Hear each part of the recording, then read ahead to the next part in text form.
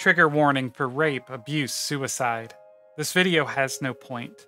It's not a video built upon the pretense of anything other than needing to get the poison out of my heart, and using the tools I have available to convey a feeling.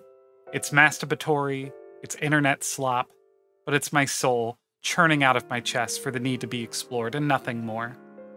Zelle is merely the framework for helping me understand myself, as I have an issue with disassociation, and usually media is the only way I can really observe myself as a framing device.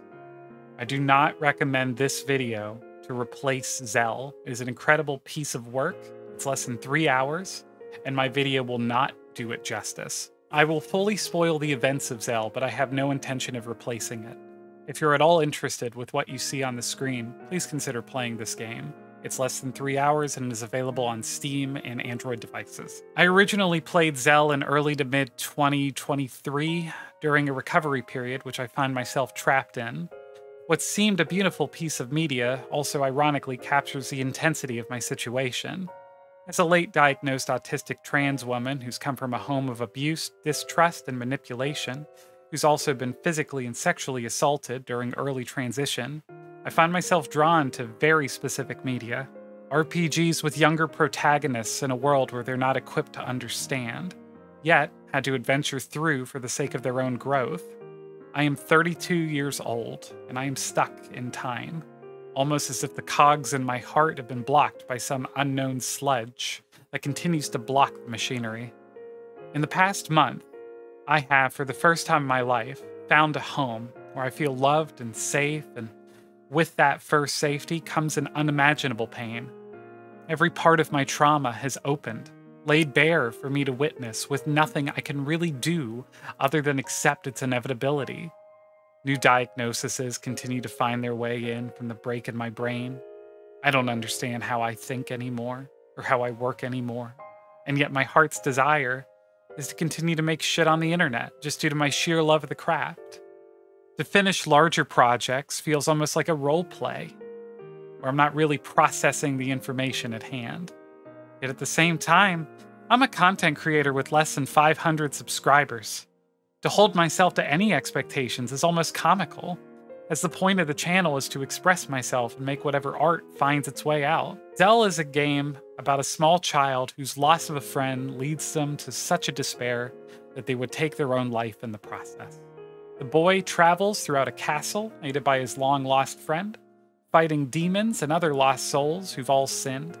Demons in this world are not simply the manifestations of evil, but souls simply in eternal agony of hell, that they've become sharpened by it.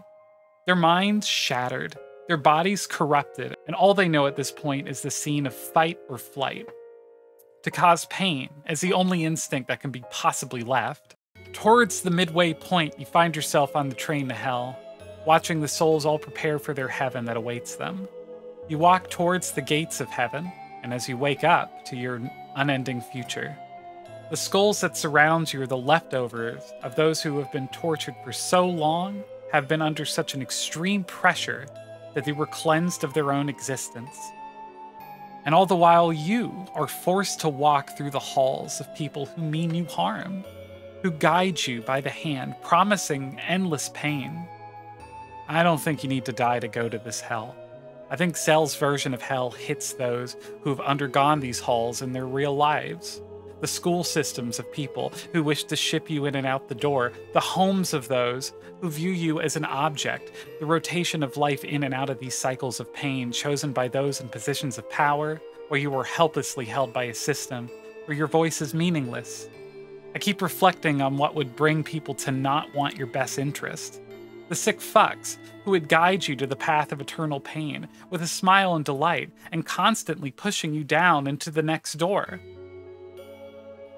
I am 32 years old, and I feel stuck in time, almost as if the cogs in my heart have been blocked by some unknown sludge that continues to block the machinery. I see every hit, every yell, every scream, every moment I was made to feel lesser, and all this damage laid flat for me. I hear a voice inside my head that screams, and at all moments I expected either God or someone to save me, and it never came.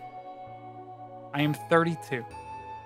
The totality of the damage done is laid bare before me, and even as I write this, my heart screams, thinking I should give some shit about branding, or thinking about how it's a fucking mistake to post this real from my chest. And with all that said, Zelle ends on a tonal whiplash. All this pain and experience shatters. Hell is defeated ultimately by the love of the dragon he mourned. The boy gets to leave. He gets one last cry with the one who actually understood him, who actually wanted to stand beside him. It doesn't matter that the dragon is gone. It doesn't matter that this love is a mere moment in a lifetime. The story ends knowing the boy will die one day for real. He will always be hunted and haunted. He will always know what the pain is in front of him. But it doesn't matter. In my darkest moments, I'm spoiled by the connection of those who choose to share their lives and hearts with me, even if just for the moment. It's so easy to write the feelings that overwhelm me, that all is bleak. You can simply look at the state of the political climate or outside the window, and we can all easily fall into the same hell of our own making, whether personally received or just the concept that it's coming. I'd rather process my own heart and understand myself and begin to accept the support I've been given. I'm safe for the first time in my life, and it hurts. And it's time to grieve and bleed onto the page. And maybe I don't give a shit anymore about anything beyond that journey. This channel can be whatever it wants to be. It can be whatever disaster version I decide to leave it. I refuse to play any other game that doesn't come from the heart, regardless of its value, regardless of its worth. When I look at the writing of Zelle, I am struck ironically from the sense of optimism, from its depictions of the worst imaginable of hells. And I believe it's the whiplash in stories like this that create a powerful sense of comfort for me. And it's why I gravitate so strongly to pieces of art that are so abrasive. Zelle isn't the story of torment, or the story of being small. It's the story of the connections. The heart of knowing you're not truly alone. I find myself bleeding onto the page, accepting these things as they were and are, accepting my conditions aren't tied to any value or worth, accepting that to be truly free from the demons that haunt me, the only thing I can really do in the process, it'll take time, maybe a lifetime, but I'm healing. And maybe my version of healing is to just let the poison out. Hell is real. Even in hell, even in the most hopeless of spaces, there exist those that love us. Whether we recognize them or not, we exist in a brief, fleeting period of time where we simply have to endure whatever shapes us into whatever we are tomorrow. But even in those quietest of moments, we are loved. Even if it's just a voice in our heads to give us that.